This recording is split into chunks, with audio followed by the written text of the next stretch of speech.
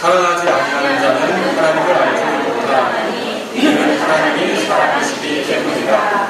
하나님께서 자신의 독생자를 세상에 보내사 우리가 그분을 통해 살게 하셨나니 이것 안에서 하나님의 사랑이 우리를 향해 나타나느니라. 우리가 하나님을 사랑하지 아니하였으나 그분께서 우리를 사랑하시고 자신의 아들을 보내사 우리의 죄로 인한 화해함으로 삼으셨나니 여기에 사랑이 있느니라. 아멘. 자, 여러분 그 9절에 보시면 중간에 하나님의 사랑을 찾으셨습니까? 오늘 제가 적을 때 여러분에게 드릴 말씀의 제목은 하나님의 사랑이라는 것이 되겠습니다. 잠깐 기도하겠습니다.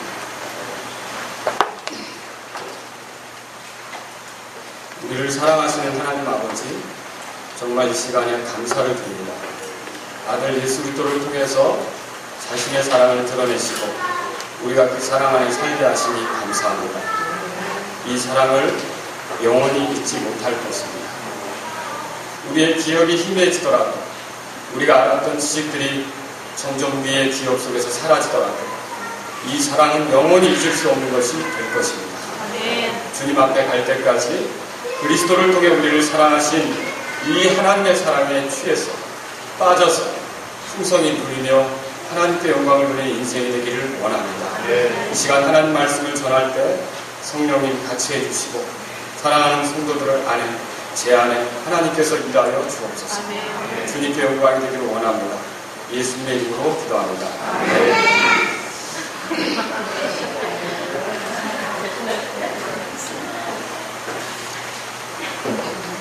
우리가 그리스도인으로 살아가면서 그리스도인답지 못하게 살아갈 때가 있습니다. 그러니까 하나님 말씀을 아는데 그렇게 못 사는 때가 있다든지 또 아니면 누군가에 대해서 그렇게 해서는 안 되는데 이 마음에 불편한 마음이 있어서 주님이 우리에게 보여준 대로 이렇게 대하지 못하는 경우가 있죠. 근데 이런 경우에 문제들은 가만히 보면 한 가지 원인에 있다는 거죠. 이 한 가지 원인은 다른 게 아니라 하나님의 사랑에 대해서 잊고 있다는 것입니다. 하나님의 사랑에 대해서 전에 몰랐다는 게 아닙니다. 찬양도 했고 간증도 했고 하나님의 사랑에 대해서 다른 사람에게 말까지도 했습니다. 그런데 우리가 하나님의 사랑에 대해서 잊는 순간이 오면 우리도 모르게 아주 육신적이 되고 그리스도인답지 않게 행동하고 다른 사람들에 대해서 불편한 감정과 힘든 생각으로 대하게 된다는 거죠. 이럴 때 이 사람을 회복시키는 방법, 이 사람이 새롭게 되는 방법이 어디 있을까요? 여러분 다른 데 있지 않습니다. 하나님의 사랑을 다시 생각하는 것입니다. 하나님의 사랑을 다시 묵상하는 것입니다. 하나님의 사랑에 다시 젖어드는 거죠. 그러면 그 사람은 고쳐질 수 있어요. 예를 들어서 진규처럼 이렇게 어린아이가 칼을 들고 막 놀고 있어요. 그런데 이제 오늘 물가에서 놀았던 바람 불어넣는 장난감 칼이 아니고 진짜 칼이에요. 형들하고 와 이렇게 놀고 있는 거예요. 그럴 때 여러분 그 칼을 진규가 휘두르다가 큰일 날 수 있잖아요. 그죠? 그럴 때 그것을 멈추게 하는 방법은 욱박지르는 것이 아닙니다. 호통을 치는 게 아니라는 거죠. 당장 그만 못 떠! 라고 이렇게 하는 게 아니라는 거죠. 그럴 때는 어떻게 해야 되느냐면 아이가 가장 좋아하는 것을 먹을 것이든지 장난감이든지 보여주면 돼요. 그럼 어떻게 할까요? 그거 내려놓고 그거 잡으러 오지요. 똑같은 거예요. 우리가 틀어진 삶에서 바로 잡아주려면 우리에게 가장 좋은 것을 생각하면 되는 거예요. 우리에게 가장 좋은 것으로 향하면 되는 거죠. 그런데 우리에게 가장 좋은 것이 뭐냐면 하나님의 사랑입니다. 이 하나님의 사랑은 우리를 새롭게 할 수 있고 우리를 온전한 길로 갈 수 있도록 인도하는 것이 된다는 거죠. 그래서 오늘 저는 여러분과 같이 하나님의 사랑에 대해서 한번 생각을 해보려고 하는데 이 본문의 말씀에 등장하고 있는 하나님의 사랑이 어떤 사랑이냐 이걸 한번 생각해 보려고 해요. 하나님의 사랑을 생각해 보려면 크게 두 가지를 생각해 볼 수 있습니다. 하나는 우리가 금방 공부하면서도 배웠지만 이 사랑을 받는 사람들의 상태에 대해서 공부하는 겁니다. 뭐라고요? 사랑을 받는 사람들의 상태에 대해서 공부하는 거죠. 또 다른 하나는 하나님께서 어떻게 사랑하셨는지를 보면 되는 거죠. 하나님의 사랑의 방법에 대해서 보면 됩니다. 이 본문은 우리에게 그걸 가르쳐 준다는 거죠. 그래서 하나님의 사랑을 받는 사람의 상태가 어땠느냐를 이 본문을 통해서 보면 크게 세 가지 표현으로 성경을 통해 발견할 수 있어요. 첫 번째 표현은 뭐냐면, 자, 하나님이 누구를 사랑하셨는가 봅시다. 8절에 보면 하나님은 사랑이시다 그랬는데, 이 진리를 바로 알려면 사람의 상태를 보여주는 하나님이 사랑할 때 사람의 상태를 보여주는 말씀을 좀 볼 필요가 있어요. 첫 번째는 뭐냐면, 여기 보니까 9절에 보세요. 9절. 자, 9절에 보면 우리가 그분을 통해 살게 하셨나니 찾으셨습니까? 아멘. 예, 우리가 그분을 통해 살게 하셨나니. 이 말은요, 우리가 그분을 통해 살기 전에는 어떤 상태에 있었다는 뜻입니까? 죽어 있었다는 뜻입니다. 죽어 있었다는 뜻이죠. 구원받기 전에 우리의 상태가 어떠했습니까? 죽어 있었다라고 말할 수 있는 거죠. 여러분, 저에게 이의를 제기할 수 있어요. 목사님, 저 구원받기 전에도 아침에 일어났어요. 목사님, 저 구원받기 전에도요, 아침밥 먹고요, 출근했어요.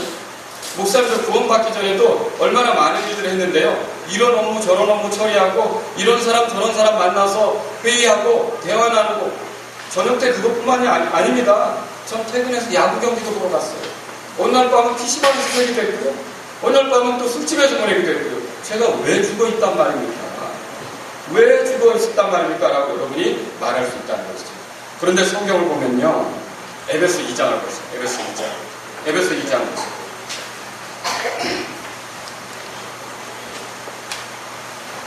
자, 다 같이 1절을 보겠습니다. 1절, 에베소 2장 1절 읽겠습니다. 같이 읽습니다. 시작. 또한 그분께서 범법과 죄들 가운데서 죽었던 너희를 살리셨도다. 여기 보면 죽었던 너희가 이렇게 얘기하고 있어요. 죽었던 너희. 여기 죽었던이라고 하는 말은요, 없었다라는 게 아니고 있긴 있는데 생명력이 없다라는 뜻이에요. 이 죽었다라는 말은요, 시체 아시죠? 네. 죽은 사람. 여기에 많이 사용했던 단어가 이 죽었던이라는 단어다라고 하는 것이죠. 죽어 시체가 된 사람들에게 이 죽었던 이런 표현을 쓰는 겁니다. 생명이 없기 때문에 더 이상 활동을 못하면 우리 뭐라고 그러죠? 죽었다. 그것처럼요, 생명이 없어서 하나님을 향해 어떤 활동도 할 수 없는 상태를 가리켜서 영적으로 죽었다. 영이 없다는 얘기가 아닙니다. 사람이 죽으면 몸이 사라집니까? 바로 죽으면 화장하기 전까지 그 몸이 있어요. 그렇죠. 그렇지만 죽었기 때문에 활동해요? 못해요? 못하죠. 아무리 꾸며놔도 조금씩 사흘 정도 지나면, 여러분 나사로 얘기 아시죠? 네. 냄새가 난다고 하죠. 그럴지언정 없어진 건 아니라는 거죠. 똑같이 우리가 영이 죽었다라고 할 때, 영적으로 죽어있다라고 할 때 영이 없는 게 아니라 생명력이 없기 때문에 하나님을 찾지도 못하고 하나님을 알지도 못하는 상태에 있다라고 하는 것입니다. 여러분, 그래서 하나님께 어떤 것도 반응할 수 없는 상태가 죽어있다, 그렇게 말할 수 있는 거죠. 하나님께 반응할 수 없기 때문에 하나님이 주시는 좋은 것 누릴 수 있습니까? 하나님이 준비하신 것 누릴 수 있습니까? 하나님이 우리에게 주시려는 약속 알아들을 수 있습니까? 못하죠. 죽어있는 상태. 자, 그런데 언제든지 여러분이 보면 압니다. 그래도 성경에 보니까 살아있는 개가 죽은 사자보다 낫다고 했어요. 읽어보신 분 있으십니까? 네. 죽으면 흉해져요. 여러분, 죽은 사람을 아무리 장식해도 여러분 집에 그 죽은 사람을 그대로 모시고 살 수가 없어요. 내가 아무리 사랑했던 사람이라도 죽은 사람과 같이 계속 매일 잠잘 수는 없어요. 죽은 사람을 또 사람들이 다 어떻게 합니까? 떠나죠. 죽은 사람을 떠내보내든지. 그죠? 죽은 사람하고는 그렇게 지낼 수밖에 없는. 자, 죽은 사람 놓고 정감이 갑니까? 정감 안 가죠. 뭐 느낄 수 있습니까? 두렵죠, 왠지. 죽은 사람에게서 냄새가 나는 겁니다. 자, 그렇게 우리가 영적으로 죽어서 아무런 정감을 느끼지 못할 수 있는, 하나님께 어떤 하나님을 감동시킬 수 없는, 하나님을 자극할 수 없는 그런 상태에 있었는데도 하나님은 우리를 사랑하셨다. 그런 상태에 있을 때. 그래서 냄새만 나는 시체같이 하나님 앞에 좋지 않은 냄새만 내는 거죠. 오늘 아침에 우리 군방 공부하는데 한 분이 그렇게 간증하더라. 내가 예수님 믿기 전에 냄새를 많이 냈는데 그 냄새가 더러운 냄새가 사람들이 이 냄새 맡으면 어떻게 할까 두려워하고 불안해했는데 그 냄새조차도 하나님께서 결국 그 냄새 가운데 있는 나를 사랑하셔서 나를 구원받게 하셨다. 그리고 그렇게 더러운 냄새나는 삶을 살고 있었던 우리를 하나님께서 사랑하셨던 거예요. 저 여러분들이 구원받기 전의 상태는요, 이렇게 아주 죽은 상태, 아무것도 하나님을 감동시킬 수 없는 그런 상태에 있었을 때 하나님 우리를 사랑하셨다는 걸 믿으시기 바랍니다. 또 여기 보면 이 구절에 어떤 표현이냐면 10절에 보십시오. 두 번째 표현은요, 우리가 하나님을 사랑하지 아니하였으나. 찾으셨습니까? 요한복음 4장 10절에 우리가 하나님을 사랑하지 아니하였으나. 이 말은요, 잘 들으십시오. 하나님께서 우리를 사랑하신 것이 우리가 그분을 사랑한 것에 대한 응답으로 사랑한 게 아니라는 거죠. 그럼 무슨 말인지 알겠습니까? 우리가 그분을 사랑했기 때문에 하나님이 우리를 사랑한 게 아니라는 것입니다. 성경에도 써 있어요. 자, 하나님이 우리를 먼저 사랑했습니까? 우리가 먼저 하나님을 사랑한 겁니다. 하나님이 먼저 우리를 사랑한 거예요. 요한복음 4장, 요한일서 4장 보세요. 요한일서 4장 19절에 그렇게 써 있죠. 19절 같이 읽겠습니다. 시작. 우리가 그분을 사랑함은 그분께서 먼저 우리를 사랑하셨기 때문이라. 아멘. 여러분, 우리가 그분을 사랑해서 그분이 우리를 사랑한 게 아니에요. 우리는 그분을 사랑하지 않았어요. 보편적으로 사람들은 어떤 특징을 가지고 있냐면 자기를 사랑하는 사람에게 잘해요. 그래서 예수님도 뭐라 그러냐면 세리들도 그와 같이는 할 줄 안다는 거죠. 세리들도 자기들에게 잘하는 사람은 사랑해 줄 줄 안다. 죄인들도 자기를 사랑하는 사람은 사랑할 줄 안다. 그런데 하나님의 사랑은 그게 아니에요. 하나님의 사랑은 어떤 것이냐면 자기를 사랑하지 않는데도 사랑하는 것이라는 거죠. 그래서 우리가 그분을 사랑하지 않았지만 그분이 우리를 사랑하셨다는 거예요. 더군다나 사랑하지 않았다는 이 표현은요, 우리가 그분을 적대시하기까지 했다는 거예요. 사랑하지 않았다면 그분에 대해서 반감을 가지고 살았고 그분을 오히려 대적했고 그분을 미워했다라고 하는 그런 의미를 여기 들어있다는 거죠. 여러분, 그래서 우리가 어떤 방식으로 구원받기 전에 살았습니까? 육신의 생각을 가지고 살았죠. 성령님의 인도 몰랐잖아요. 육신의 열매가 뭔지 갈라디아서 5장에 나오죠. 육신의 생각은 또 뭡니까? 로마서 8장. 로마서 8장. 육신의 생각. 여러분 보세요.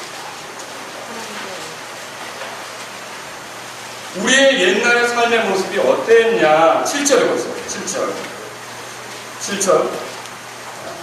7절 다 같이 읽겠습니다. 7절 시작. 육신적인 생각은 하나님의 법에 복종하지 않을 뿐 아니라 참으로 그리할 수 없어 하나님을 대적하는 것입니다. 육신의 생각은 뭐라고 써 있어요? 하나님을 대적하는. 그러면 여러분과 제가 육신대로만 살았다는 것은 하나님을 대적했다는 뜻입니다.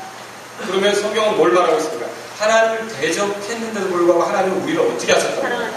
사랑하셨다는 거예요. 여러분, 이 같은 사랑은 굉장히 귀한 사랑입니다. 저와 여러분이 그런 사랑을 지금 누리고 있는 것이라는 거죠. 실제로 로마서 5장, 거기 8장 폈으니까 5장 가보세요. 5장 8절, 우리가 금방 공부 때 공부하는 내용인데 8절 보세요. 같이 읽겠습니다. 우리가 아직 죄인이었을 때 그리스도께서 우리를 위해 죽으심으로 하나님께서 우리를 향한 자신의 사랑을 당당히 제시하십니다. 하나님 죄 기뻐하십니까?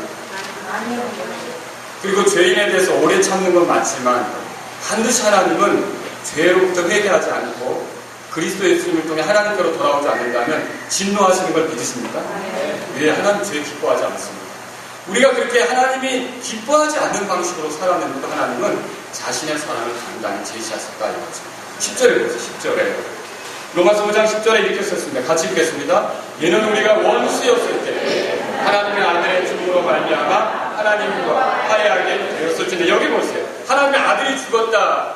하나님의 사랑은 여러 가지로 표현될 수 있습니다. 일반적으로 우리가 누리는 모든 것들은 하나님의 은혜 속에서 누리는 거죠. 그냥 하나님이 우리를 사랑한다는 건 사실 의심할 수 없는 거죠. 그런데도 믿지 못하는 사람, 알지 못하는 사람, 깨닫지 못하는 사람들을 위해서 하나님께서 증표로 주시기로 한 게 뭐냐면 십자가에서 자신의 아들을 우리들의 죄 때문에 희생시키는 겁니다. 하나님의 진노의 대상인 우리를 건지시려고 예수 그리스도를 대신 진노당하게 하셔서 처참하게 죽이시고 우리를 대신한 대리인인 예수님의 죽으심을, 예수님의 찢기심을 자기를 위한 것이라고 믿고 받아들이는 사람들에게는 모든 죄들이 용서되고 하나님께 받아들이실 수 있도록 길을 열어주시는 거죠. 아멘. 이런 거는요, 우리가 원해서 한 게 아니라 하나님의 계획에서 나온 겁니다. 하나님 우리를 사랑하셨다는 것이죠. 그러니까 하나님은 우리가 원수 노릇하고 그분을 사랑하지 않았을 때 사랑했다는 거예요. 여러분이 사랑하지 않았는데도 나를 사랑하신 하나님으로 인해 하나님께 감사드리실 수 있길 바랍니다. 사실 우리는 하나님을 찾지 않았어요. 우리 멋대로 사는 걸 원했죠. 이사야서 53장에 보면 각기 제 길로 갔다 그랬어요. 제 멋대로 가는 양처럼 말이죠. 그게 우리의 삶이었어요. 우리 하나님을 존중하지 않았다고요. 얼마 전에 제가 시골에 다녀왔지만 시골에 가면 여러 가지 일들을 해야 합니다. 우리 장모님네 집만 들릴 수가 없어요. 그 동네 어르신이 있으면 다 들려야 돼요. 왜 그랬죠? 안 들리고 안 찾아보면 어때요? 서운할 수 있죠. 그분들이 저한테 예를 들어 무슨 생활의 도움을 보내거나 목회한다고 고생한다고 이렇게 많은 것들을 절실하게 해주는 건 아니에요. 예를 들어서. 그런데도 우리는 어때요? 그분들이 존중받지 못한 것 때문에 서운해할 수 있지 않습니까? 그래서 그분들의 마음을 상하지 않고 언젠가는 복음을 전하기 위해 어떻게 해요? 다 일일이 찾아보죠. 여러분, 사람에게도 우리가 그렇게 해요. 그런데 우리를 지으시고 우리에게 모든 것을 주셔서 누리게 하시는 하나님을 우리가 얼마나 찾았느냐는 거죠. 찾지 않고 멋대로 간 거 아닙니까? 존중하지 않고 자기중심대로 간 거 아닙니까? 자기의 생각대로 고집 피우며 달려간 거 아닙니까? 그러면 하나님께서는 서운함과 섭섭함으로 너같이 되먹지 못한 인간은 그렇게 살다가 망해라 이렇게 할 수도 있다는 거죠. 근데 하나님은 절대로 그런 마음이 없어요. 하나님은 오히려 우리를 사랑하시고 그 가운데서 돌이키길 원하고 하나님을 찾아 생명의 하나님으로부터 풍요로운 것들을 누리길 원하시는 분이에요. 그래서 우리를 사랑하시는 하나님이죠. 그러니까 우리가 이렇게 하나님을 사랑하지 않았을 때도 우리를 사랑하셨다는 사실을 여러분 기억하시기 바랍니다. 또 여러분, 우리가 생각해 볼 게 있어요. 반감이 가득한 눈초리로 나를 바라보는 지체가 있어요. 여러분, 솔직히 말 붙이기가 좋아요? 어려워요? 어렵죠.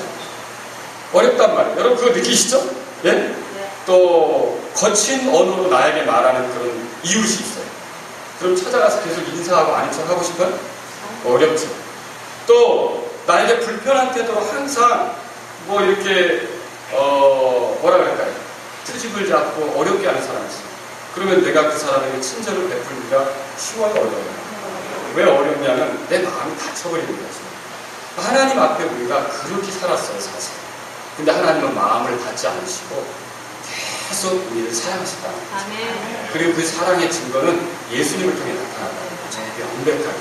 자, 세 번째로 우리가 어떤 상태에서 사랑을 받았는지 10절에 보세요. 요한일서 4장 10절.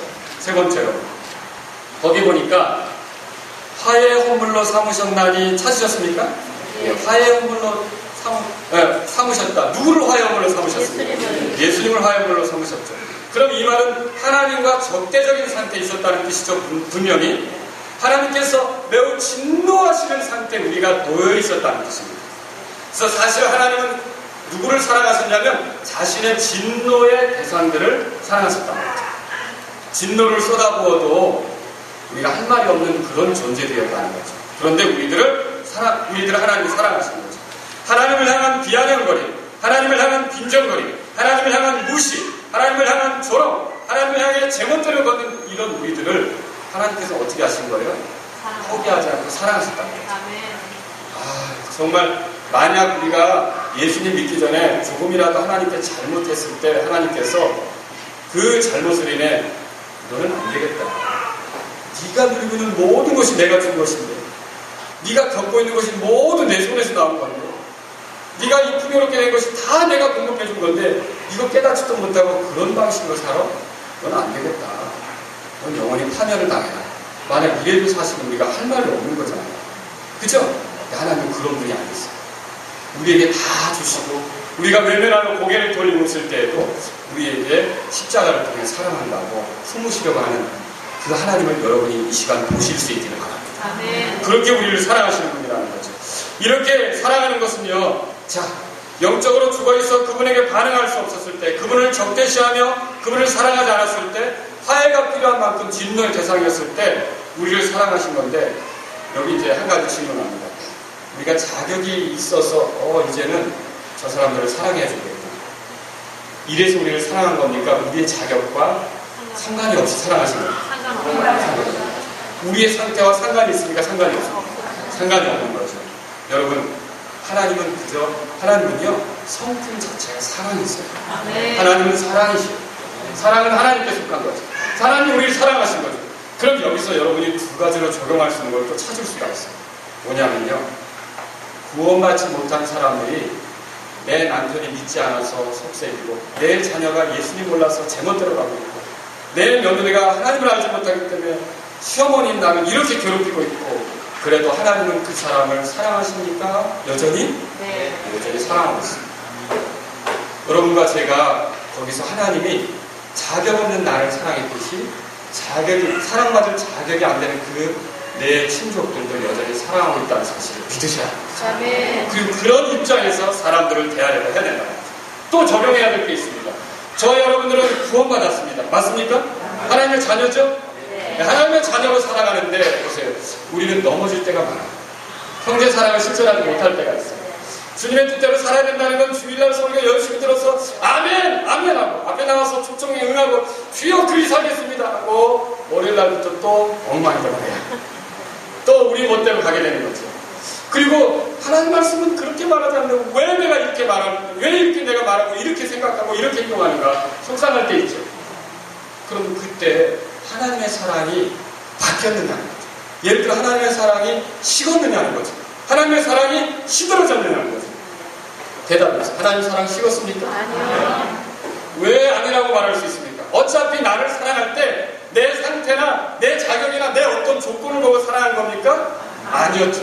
내가 형편없을 때에도, 내가 그분을 대적할 때도, 원수 노릇을 했을 때에도 그분이 나를 사랑하신 거예요. 그럼 내가 그리스도 예수님을 믿고 구주로 받아들인 이후로 때로는 미친적인 모습으로 걷고, 때로는 원수 노릇, 세상을 사랑하고 원수 노릇을 할 때라도 하나님의 사랑은 식지 않고 영원히 변함없는 사랑으로 동일하게 날 사랑한다는 걸 믿으시기 바랍니다. 제가 왜 이 말씀을 드리느냐, 그 사랑을 여러분이 깨달아야 잘못 간 길에서 돌이킬 수 있어요. 어그러진 길에서 돌이킬 수 있다는 거예요. 그 사랑으로 여러분의 마음이 뜨거워져야 이게 아니다.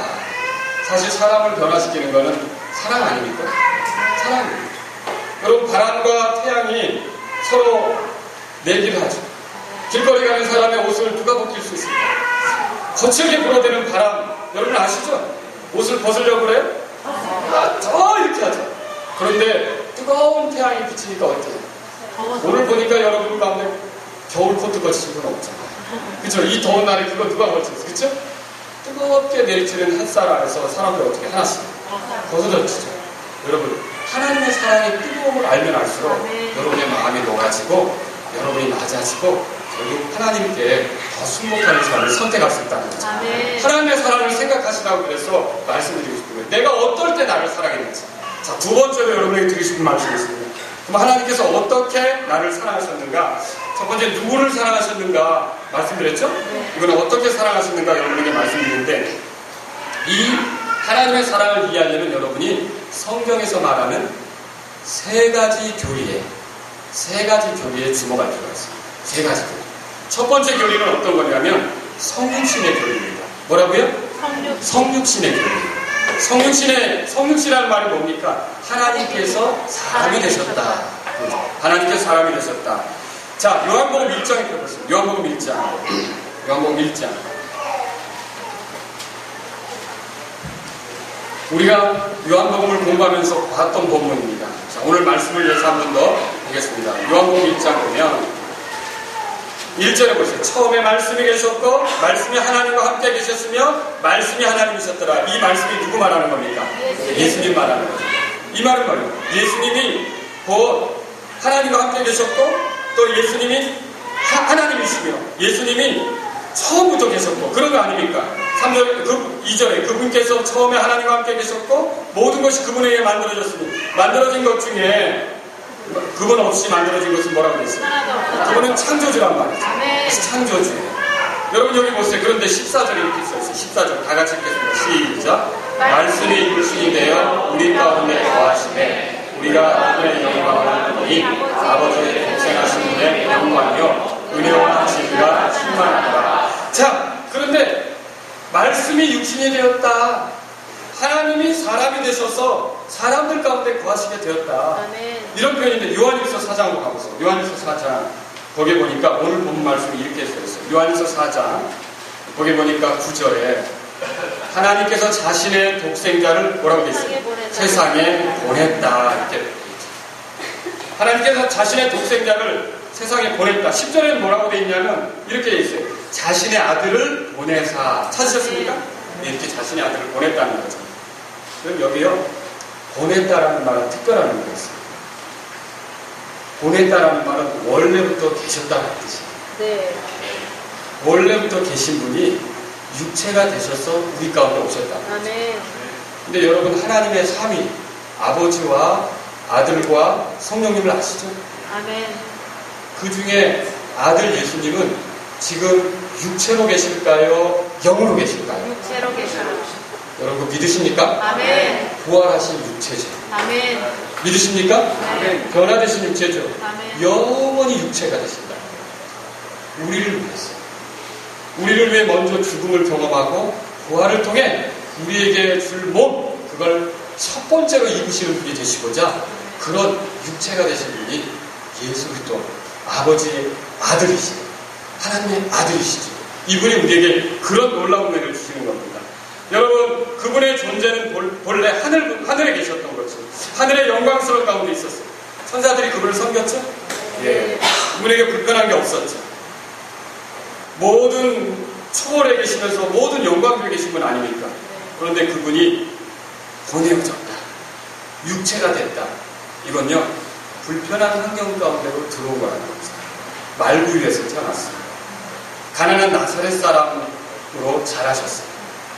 여러분, 예수님이 육체가 되심으로 여러 가지 불편을 겪으셨고, 요한복음 4장 읽어보면 지치셔가지고 고난 중에 야곱 영물 곁에 앉으셨던 거 읽어보셨습니까? 우리가 똑같이 이런 모습을 가지셨다라고 하는 거죠. 그런데 그분이 누구냐? 독생자예요. 하나님의 독생자. 하나님 그분이시라는 거죠. 하나님 그분이 사람이 되셨던 것입니다. 여러분, 그래서 우리가 하나님이 사람이 되신 걸 이해할 필요가 있습니다. 이건 결코 쉬운 것이 아니라는 거죠. 매우 불편한 환경 속으로 우리를 건지기 위해서 들어온 거죠. 자, 소방대원에게는 생명수단이 있을 수 있습니다. 왜 그렇죠? 어려운 환경으로 들어갔죠. 그리고 여러분, 또 비행기 조종사에게도 생명수단이 있습니다. 전투기 조종사. 예, 왜 그렇죠? 죽을 수도 있죠. 죽을 수도 있어요. 그러니까 어려운 가운데로 뛰어드는 사람에게 특별한 수당이 있는 거죠. 사실 수당을 받으려 치면 예수님께서 가장 많은 수당을 받으셔야겠죠. 여러분, 왜냐하면 가장 힘들고 불편하고 어려운 속으로 뛰어들어서 우리를 구조하셨기 때문에 우리를 구조하셨죠. 그래서 이런 일이 있었어요. 제가 여러분에게 이제 이 한 예를 읽어드리겠습니다. 무신론자인 영국의 소유자가 2,000에서 3,000명의 노예를 갖고 서인도 제도의 한 섬에서 이제 그 노예들을 통해 사람을 일을 시키며 농작물을 재배하고 돈을 벌게 되는 그런 굉장한 부자가 있었던 거예요. 근데 이 사람에 대한 이야기를 두 모라비안 청년이 듣게 됐어요. 모라비안 청년이 들었는데 그 소유주는 어떤 설교자나 성직자도 이 섬에 와서 머무르게 허락하지 않았습니다. 만일 배가 난파해서 그 섬에 온다면 그때 거기에 선교사가 있다. 그때 거기에 목사가 있다면 떠나갈 때까지 가둘 심사하였어요. 누구도 자기 노예들에게 하나님이 어떻고 예수님이 어떻고 말을 못하게 할 생각이었던 거죠. 그렇게 하나님에 대해서 철저히 무시하는 농장주가 약 2,000에서 3,000명가량의 노예들을 혹사시키고 부리고 있다는 소식을 모라비안 청년 두 사람이 듣게 되었던 거예요. 그런데 이 두 명의 청년이 결국 어떤 결정을 했냐면 그 농장주에게 자기 자신들을 노예로 팔기로 했어요. 그러니까 노예로 주기로 했던 거예요. 그리고 그 사람으로부터 받은 돈은 여행 경비로 써서 그 사람을 만나러 가는 데까지 썼던 거죠. 자, 이 사람들의 나이는 20대 초반이었어요. 이 두 명의 젊은이가 작별 인사를 하기 위해 헤룬후시라고 하는 그런 곳에 있었어요. 동료 모라비안 교도들이 모여 있었죠. 그들은 4년 계약을 한 게 아닙니다. 10년 동안 있다가 오는 게 아닙니다. 평생 그렇게 살기로 하고 가는 거예요. 이 모라비안 교도 두 사람. 청년, 20대 초반의 청년이. 그런데 왜 그렇게 했느냐? 기독교인으로 함께 복음을 듣지 못하는 사람들 사이에서 살고 싶어서 그런 결정을 합니다. 가족들은 그들을 다시 보지 못할 줄 알았기 때문에 울었어. 또 가족들 중에 어떤 사람은 왜 또 그렇게 하는지 마음이 참 괴롭고 이해가 안 됐어요. 정말로 그게 지혜로운 것인지 그렇게 의아했어요. 배가 구두에서 점점 떨어져 나가면서 줄이 거기에 이제 그 새 기둥에 묶였던 줄이 풀려져서 멀어져 갈 때 이 젊은 친구 두 사람은요, 지켜보는 모라비안 고도들을 바라보면서 섰어요. 그리고 그 중에 한 사람이 소리쳤어요. 뭐라고 소리쳤냐면, 고난받은 어린 양이 그분의 고통에 대한 보상을 받으시게. 무슨 뜻입니까? 나의 죄 때문에 죽으시고 고난받으신 예수님께서 거기에 합당한 보상을 내 삶을 통해서 받으셔야 됩니다. 아멘. 여러분, 내 삶이 그렇게 부서진다고 한들 그 은혜를 다 갚을 수 있겠습니까? 그러나 적어도 이 사람들은요, 이 세상에 어려운 일을 했던 사람들에게 생명수당을 주지 않습니까? 그거보다 더 어렵고 더 힘든 일을 한 이 예수 그리스도께서 나를 통해 충분히 그 보상을 누릴 자격이 있으시다. 그래서 기꺼이 자신들의 삶을 평생 노예로 살기로 해서 떠납니다. 그런데 놀라운 일이 이 두 사람은 돌아오지 않았어요. 그렇지만 이 두 청년을 시작으로 해서 그 이후로 3년 동안 모라비안 교도들 가운데 계속 세계 선교를 위해 나서는 사람들이 나왔던 거죠. 몇 사람은 그렇게 팀을 이루어서 여러 가지 수공업을 할 수 있는 사람들이 팀을 이루어서 떠나고 또 떠나고 또 떠나고 이렇게 떠나면서 예수님을 전하기 위해서 나가는 사람이 생겼다는 거죠. 여러분, 이건 왜 가능할 수 있었습니까? 이 사람들이요, 자기를 위해 찾아오신 그 예수님, 성육신의 사건이 얼마나 큰 건지를 알았기 때문에 자기들도 기꺼이 다른 사람을 위해 찾아가는 삶을 선택했다라고 하는 것이죠. 저 여러분들이 이런 방법으로 하나님께서 이 땅에 찾아오시는 방법으로 사랑을 받았다라고 하는 것을 깨달으시기 바랍니다. 두 번째 교리가 뭡니까? 9절에 보세요. 요한일서 4장 9절에 보면 하나님께서 자신의 독생자를 어디에다 보내셨습니까? 세상에 보내셨다고 그랬죠. 여러분, 이거 잘 들어야 돼요. 이 세상에 보내셨다라는 말. 우리가 두 번째 교리를 생각해야 될 게 뭐냐면 타락의 교리예요. 타락의 교리. 하나님의 아들께서 살기 위해 들어온 환경은 호텔이 아닙니다. 여러분들 수련회 할 때 보면 장소 때문에 고민 많이 하죠. 아, 이번 장소는 이게 문제였어. 이번 장소는 이게 문제였어. 얼마나 보면 그래요. 아니, 물이 좀 그랬지. 모기는 또 왜 그렇게 많았어? 아니, 물놀이를 좀 할 수 있었어야지. 야, 그 반찬 되게 짜더라, 야. 여러분, 그 환경이 불편하면 어때요? 말이 많죠? 예수님이 우리에게 들어오는 환경 있잖아요. 이 세상으로 들어오는 환경은요, 실제로 정말 더럽고 냄새나고 추한 환경이었어요. 예수님이 태어나면서부터 유대인의 왕인 이 예수님을 죽이려고 하는 그런 시도가 헤롯으로부터 있었고요. 끊임없이 질투하는 바리새인들과 서기관들과 제사장들의 음모가 활동했고요. 어떻게 해서든지 책을 잡아가지고요, 예수님을 공격에 몰아들이려고 하는 그런 사람들의 이 잔깨가 움직이는 곳이 이 세상이에요. 이 세상을 보면 거기 있을 마음이 안 든다는 거죠. 거기 있고 싶은 마음이 안 든다는 거죠. 그런데 예수님은 바로 이 세상에 찾아오십니다. 왜냐하면 이 세상에 누가 있으니까?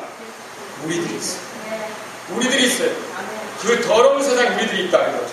살아가다 보면 여러분, 내 마음 들지 않을 때가 있죠. 아까 우리 간증 들었죠. 이지선 자매 간증. 이 자매가 이렇게 사는 빨리 주님 만나는 게 더 낫지 않을까. 여러분, 우리가 그리스도를 살면서 그런 적 없습니까?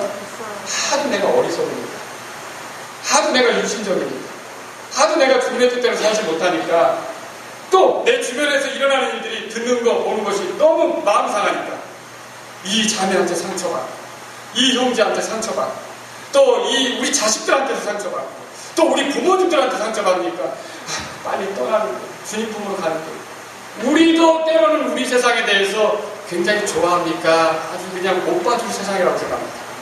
못 봐줄 세상이죠. 혐오스러운 세상이죠. 그런데 이 세상, 우리도 이렇게 때로는 아주 역겹다고 느끼는 이 세상으로 누가 들어온 겁니까? 예수님께서 들어오신 거죠. 여러분, 한 몇 주 전이었어요. 몇 주 전에 아침에 출근했는데 우리 그 4층, 5층의 문을 그 철문을 다 닫습니다. 화장실 문도 다 닫아요. 그리고 엘리베이터가 있죠. 그러면 그 엘리베이터를 타고 5층에 딱 올려면 그때 의자 2개가 있었죠. 의자 2개가 있었는데 거기에 딱 들어오면요 모든 게 밀폐돼요. 그죠? 밀폐돼요. 거기 공기가 안 통한다고. 그런데 다음날 아침에 출근을 했는데 난리가 났어요. 제가 먼저 이제 발견을 했지만 아침에 왔다가 먼저 발견했지만 냄새가 아주 역겨운 냄새가 무슨 일이었는가. 누가 그랬어요. 그때 제 기억에 나는데 화생방 상태입니다. 화생방 상태. 근데 왜 이렇게 냄새 정말로 못 견디겠는 거예요. 정말로 힘든 거예요. 그러니까 모두 그 상황을 피하려고 문을 열고 막 빨리 환기를 시켜야 김선영님이 돌아다니면서 이쪽으로 향기 나는 거 칙칙이 뿌리고 막 난리가 났어요. 그래서 제가 가만히 그 CCTV를 이렇게 돌려봐서 도대체 방밤에 무슨 일이 있었나. 그랬더니 어떤 분이 씻지 않고 거기에 와서 밤새 주무시고 가시는 거였어요. 근데 그 냄새가 너무 싫은 거예요. 너무 역겨운 거죠. 야, 사람 냄새가 이렇게 싫다니. 참 놀랍구나, 두렵구나. 근데요, 사실은 그분은 씻지 않아서 냄새가 나지만 저희들은 이 속에서부터 더러운 것이 계속 냄새가 나고 있어요. 간음과 거짓말과 속임수와 폭력과 자만과 교만과 있죠? 우쭐됨과 모든 더러운 냄새가 이 세상을 가득 피우고 있다고요. 그런데 그 속에 예수님이 들어오려고 생각하고 있어요. 얼마나 역겹고 얼마나 힘들고 얼마나 괴로우시겠어요. 그런데 그 속으로 예수님께서 들어오신 거예요. 왜요? 우리를 깨끗이 씻어주시려고. 우리를 구원해주시려고. 그래서 이 세상이 얼마나 타락했는지를 여러분이 안다면 이 타락한 세상 속에 사는 우리들을 향하여 예수님을 보내신 것은 엄청난 사랑이라는 것을 여러분이 깨달으시기 바랍니다. 이렇게 사랑하신 거죠. 세 번째로 살펴볼 교리가 있어요. 세 번째로 살펴볼 교리는요, 화해의 교리입니다. 화해의 교리. 여러분 요한일서 4장 보니까 거기 10절에 우리가 다 같이 읽겠습니다. 시작. 우리가 하나님을 사랑하지 아니하였으나 그분께서 우리를 사랑하시고 자신의 아들을 보내사 우리의 죄들로 인한 화해함으로 삼으셨다. 여기에 사랑이 됩니다. 우리의 죄들로 인한 화해함으로 삼으셨다. 그렇게 말하고 있죠. 여러분 요한일서 또 2장 보세요. 요한일서 2장 2절 보세요. 거기도 또 그렇게 말하고 있어요. 다 같이 읽겠습니다. 2절 시작. 그분은 우리의 죄들로 인한 화해함이시니 우리의 죄들뿐 아니요 온 세상의 죄들로 인한 화해함이시니라. 여러분 이거 보세요. 하나님께서 우리를 사랑하시는 거 다양한 방식으로 사랑하십니다. 창조에도 하나님의 사랑이 깃들여져 있습니다. 맞습니까? 하나님의 섬세함. 여러분 그 창조 볼 때마다 그런 거 느끼잖아요. 이 눈 같은 거 볼 때 카메라랑 비교해 보세요. 인간의 과학기술이 아무리 뛰어나도 순간적으로 자동적으로 오토매틱으로 이 그 거리를 딱 재가지고 보는 거는요. 카메라는 어떻게 해요? 손으로 만들어야 되죠. 그렇죠? 줌이라고 그러잖아요. 여러분 알죠? 카메라고 줌 아시죠? 여러분 다 줌 기능 가지고 있어요. 아시죠? 이거 자동으로 되도록 카메라를 만들려면 얼마나 걸릴지 모르겠어요. 근데 하나님은 우리에게 이런 거 주셨어요. 와, 대단하지 않습니까? 또 하나님은 우리에게 아무것도 듣지 못하는 게 아니라 뭘 들을 수 있는 복음을 들을 수 있는 귀를 주셨어요. 얼마나 하나님 우리를 사랑하셨습니까? 저는요, 예를 들어서 이 사람이 진화가 돼가지고 이런 형체를 입었다고 해도 희한한 게 있어요. 음식이 들어가면 어떻게 그게 분해돼서 영양소가 골고루 가가지고 생각해보세요. 그게 몸에 골고루 또 작용을 하면서 사람이 움직이게 되는 거냐는 거죠. 아마 이런 거 비슷한 거 구해다가 이렇게 만들어가지고 여기다 호수 창자로 만들고 이렇게 해가지고 음식 집어넣어보세요. 분해가 되나? 돼요? 안 돼요? 근데 이렇게 될 수 있도록 하나님께서 만드셔서 우리가 뭘 먹어도 소화시키며 살아갈 수 있게 하고 정말 놀랍지 않습니까? 하나님의 창조를 보더라도 우리를 얼마나 사랑하시는지를 알 수 있죠. 근데 하나님이 우리를 잘 만드셨어요. 많이 먹고 잘 살아라. 거기서 만들어가지고 입을 크게 만들어주셨어요. 그렇죠? 입 한번 벌려주세요. 졸리시죠? 하품 좀. 예, 이거 뭐든지 먹을 수 있어요. 근데 하나님이 실수로 똥구멍을 안 만드셨어요. 그럼 어떻게 될까요? 여러분 큰일 납니다. 근데 하나님은 어떻게 되냐면 들어가는 구멍, 나오는 구멍 다 만드셨어요. 감사하지 않습니까? 그것 때문에 감사한 적 있어요? 경기 앉아가지고 오묘하다, 감사하다. 하나님 우리를 너무나 사랑하십니다. 뿐만 아니라 하나님은 창조를 통해서뿐만 아니라 하시는 일을 통해서 우리를 사랑한다는 게 나타나요. 하나님의 계획과 뜻은요 반드시 성취됩니다. 하나님이 목적하신 것은 실수가 없이 이루어집니다. 이 세상에 진행되는 모든 일들이 인간이 잔꾀를 써서 벌어진 것 같지만 궁극적으로는 하나님의 뜻 가운데 있다는 걸 믿으십니까? 실제로 우리 개인에게도 그런 일들이 있지 않습니까? 어떤 일이 벌어집니까? 너무 힘든 일이어서 모르지만 시간이 지나서 여러분이 영적으로 좀 철이 들 때 그렇게 힘든 일이 다 뜻이 있어서 이루어집니다. 여러분 그렇게 느낄 때 있죠? 하나님 실수하신 겁니까? 오묘하게 알맞게 적절하게 나에게 분배하셔서 그런 일이 일어나게 하신 겁니까? 근데 하나님은 그렇게 섭리로 그렇게 한 거 아닙니까? 하나님은 그런 자신이 하실 수 있는 권능과 지혜와 계획을 성취하시는 능력을 따라서 섭리 있게 나를 움직이시니까 내게 허락하시니까 얼마나 나를 사랑하시냐. 이 사랑하시는 뜻이라고요. 근데 정말로 하나님이 나를 크게 사랑하시는 표현은 다른 게 아니라 십자가에 있다는 거죠. 그러면요 하도 사랑을 이게 보여주려고 자연 만물을 통해 사람이 사는 걸 통해 보여줘도 깨닫지 못하니까 이제는 진짜 프로포즈 한다고 내 사랑의 증거를 받아봐 하고 반지를 뽑아서 주는 것처럼 이걸 좀 받아들여. 정확하게 좀 알아봐. 이렇게 내가 사랑해 라고 보여주는 게 바로 십자가의 사랑이라는 거죠. 십자가는 사랑의 증표예요. 하나님께서 우리를 얼마나 사랑하셨는지에 대한 증표다라고 하는 것입니다. 어째서 그렇습니까? 만약 이 십자가가 없었다면 우리는 하나님의 진노의 대상으로 죽어야 돼요. 하나님은 공의로우십니다. 하나님의 진노는 쓸데없이 진노하는 그런 진노가 아닙니다. 하나님의 진노는 심술궂은 진노, 그게 아닙니다. 하나님의 진노는 공정한 진노입니다. 우리의 죄에 대해서 공의롭게 심판하시는 그런 진노라는 거죠. 이 진노를 피할 수 있는 사람이 어디 있습니까? 그런데 하나님은 그런 진노만으로는 우리가 파멸에 이를 수밖에 없기 때문에 그 진노의 대상인 우리를 구원하시려고 대신 진노를 당하는 희생물을 준비하셨어요. 그 희생물을 우리가 준비한 게 아닙니다. 누가 준비했습니까? 하나님께서 준비하셨어요. 하나님께서 창세 전부터 그 희생물을 준비하셨고 계획하셨고 마침내 때가 되어서 그 희생물이 유대 땅에 태어나게 하셨던 거죠. 그분이 누구십니까? 예수 그리스도. 세상 죄를 제거하는 하나님의 어린 아이. 그래서 하나님의 모든 진노가 우리에게 쏟아져야 될 진노가 죄 때문에 우리에게 쏟아져야 될 진노가 누구에게 쏟아져요? 예수님께 쏟아져요. 그래서 예수님은 진노를 당하는데 얼마나 고통스러운 진노를 당했냐면 여러분 가장 사랑하는 사람이 나를 외면한다. 이거 굉장히 힘들어집니다. 괴롭죠? 가장 사랑하는 사람들끼리 이렇게 정말 제대로 쳐다보지 못하겠다니 괴로운 거예요. 그런데 영원부터 영원까지 가장 사랑하고 서로 신뢰하는 아버지와 아들 관계에서 아버지 하나님, 아들 성자 예수 그리스도 여러분 아시죠? 이 관계 속에서 딱 한 번 서로 똑바로 제대로 관계를 형성하지 못하고 아버지께서 고개를 돌리셔야 할 때가 있어요. 아버지께서 외면하셔야 했을 때가 있어요. 그때가 언제입니까? 우리의 죄를 짊어지고 십자가에서 고난당하실 때 아닙니까?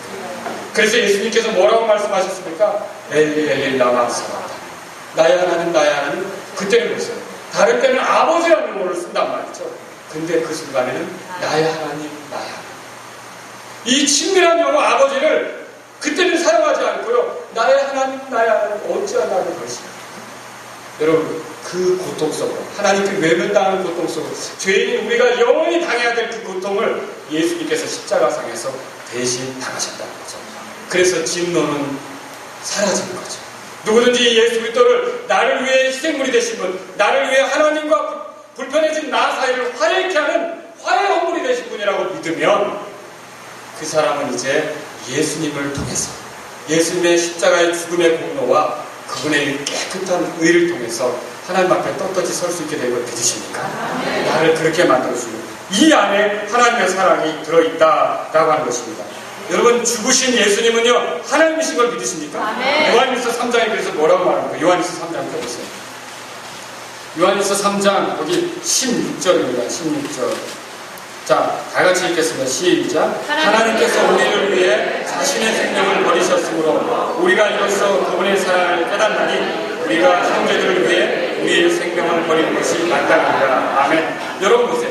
우리를 위해 자신의 생명을 버리신 분이 예수님이죠. 근데 16절에서는 하나님께서 그렇게 말하고 있죠. 무엇을 말하는 것입니까? 예수 그리스도가 하나님이십니다. 하나님은 이렇게 자기 자신을 내주시면서 우리를 살리려고 했던 거예요. 그래서 사랑의 특징은 뭐냐면 살리는 거예요. 여러분과 제가 서로 사랑한다면 계속 살리려고 하지 짓누르려고 하지 않는다는 거죠.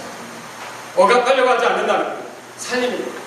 여러분 여기 보시면 그런 말이 있죠. 4장 9절에 보세요. 4장 9절에. 요한일서 4장. 하나님께서 자신의 독생자를 세상에 보내사 우리가 그분을 통해 뭐라고 되어 있어요? 이 예수님, 화해 홍보리 되신 예수님을 통해 죽었던 우리가 살아서 하나님에 대해서 알고 하나님에 대해서 반응하고 하나님이 준비하신 좋은 것들을 같이 누릴 수 있고 하늘의 상속자가 되고 여러분 이렇게 되도록 만들어주신 분이 예수 그리스도인데 이 예수 그리스도는 하나님 우리에게 보내주신 가장 큰 선물이에요. 아멘. 그래서 이 예수 그리스도를 받아들이느냐 받아들이지 않느냐에 따라서 운명이 영원히 갈라지는 거죠. 네. 여러분 예수 그리스도를 통해 부어주신 하나님의 사랑을 받아들이셨습니까? 아멘. 아멘. 주님을 찬양하시기 바랍니다. 아멘. 결국 독생자의 죽으심을 통해 우리가 살아났습니다. 사실 다른 사람의 잘못으로 인해 욕먹는 거 별로 좋은 일 아니죠. 군대에서 고문관이라고 들어보신지 모르겠어요. 고문관. 너 때문에 집합했어. 이제 집합했는데 집합 끝나고 2차로 또 집합을 하죠. 왜 2차로 집합하냐면 고문관 노릇을 했다 이거죠. 너 때문에 우리 군대가 다 혼났어. 이거죠. 자, 근데 예수님은요, 우리 전체 때문에 대신 고난을 당하신 거죠. 누구도 싫어하는 그 일을 예수님 하셨다는 거예요. 남들이 하고 싶어 하지 않는 그 일을 예수님 하셨다는 거죠. 왜냐? 하나님이 우리를 사랑하는 것을 그렇게 입증하시고자. 아멘. 여러분 그렇게 믿으시기 바랍니다. 오늘 제가 이 말씀을 통해서 이제 두 가지를 말씀드리려고 합니다.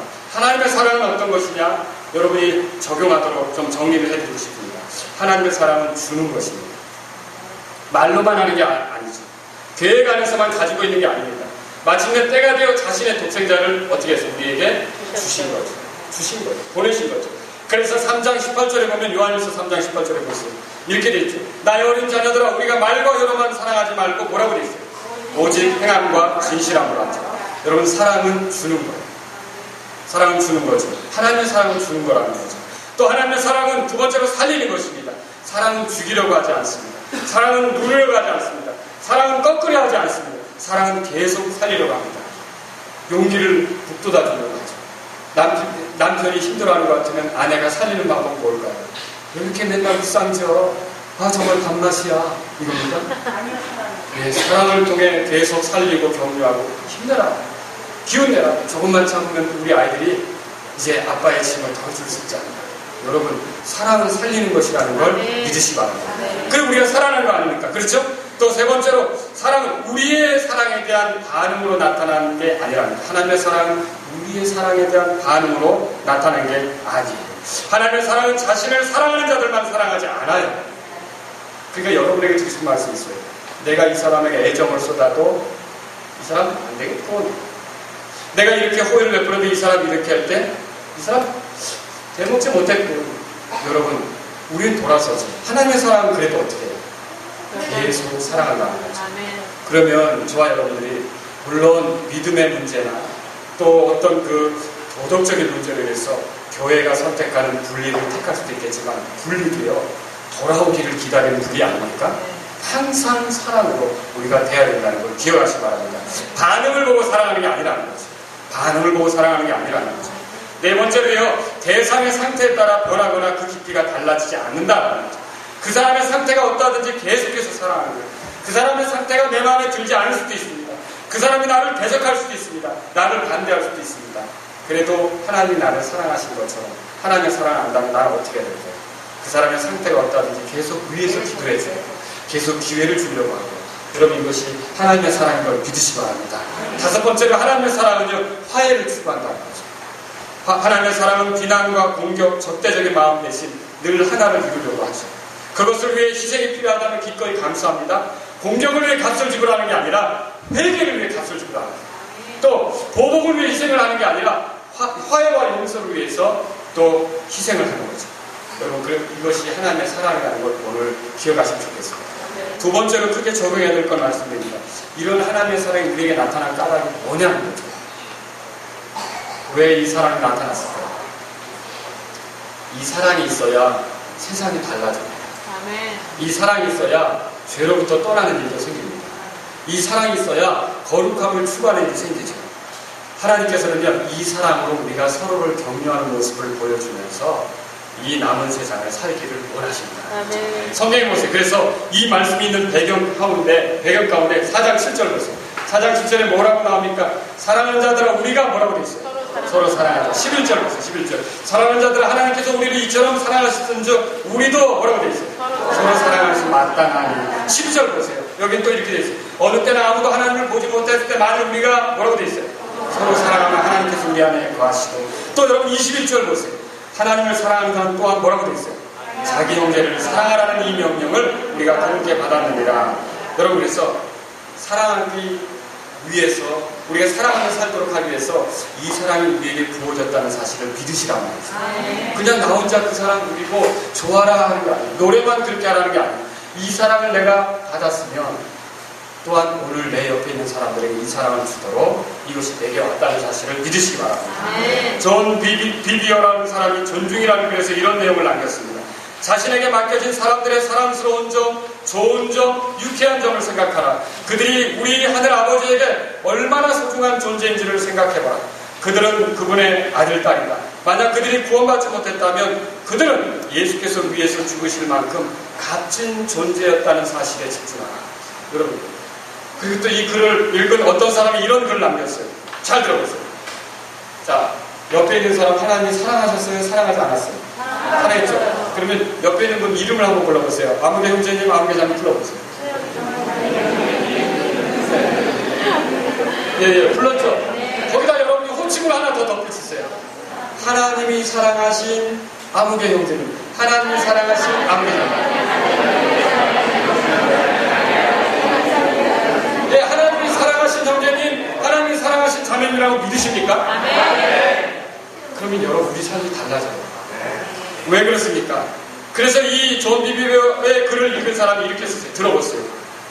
하나님이 사랑하는 당신을 때로는 미워했습니다. 언제든 버리고 떠나갈 둥지처럼, 때로는 벗어나고픈 올무처럼 여겼습니다. 하지만 당신의 이름 앞에 하나님이 사랑하는 그 의미를 떠올리자 모든 것이 변했습니다. 하나님이 사랑하는, 그래서 내게 주신 당신은 내 인생의 참으로 소중한 사람입니다. 나와 똑같이 당신도 넘어지고 나와 똑같이 때로는 실수를 반복하고 당하기도 한다는 사실이 이제는 나의 짐이 아닌 보듬어야 할 상처로 느껴집니다. 하나님께서 사랑해서 목숨까지 버린 당신을 위해 늘 기도하겠습니다. 하나님의 생명이 당신 안에 꼽히길 기도하겠습니다. 그레이스 카드 보고 생각나죠? 네. 여러분, 어려울 때마다 하나님이 사랑하신 아무개 자매 왜 그랬어 해보세요. 속상하면 먼저 말할 때 남편이 나를 화나게 했어요. 근데 남편에게 따지기 전에 거기다 호칭을 붙지. 하나님이 사랑하면 김종물 형제님 왜 그랬어요? 라고 차영기 자매님 얘기하기 시작하면 갑자기 어떻게 되겠어요? 하나님이 사랑하면 여러분, 하나님은 우리를 사랑하셨다는 사실을 믿으십니까? 그럼 서로를 향한 태도와 삶이 달라질 수 있다. 십자가는 재밌게도 수학적 기호로 플러스 같아요. 그죠? 여러분, 이 덧셈 교의 모습과 같아요. 십자가는 사람과 하나님을 더해줘요. 맞습니까? 십자가는 사람과 사람을 더해줘요. 거기에 못 박히신 예수님은 화해연물로서 모두가 더해지게 한다는 거예요. 근데 만약 우리 가운데 자꾸만 어떤 내 생각이나 내 마음의 어떤 걸로 자꾸 끊어진다, 마이너스가 되려고 한다, 또 떨어지려고 한다, 그러면 십자가를 내가 존중하는 게 아니라는 거죠.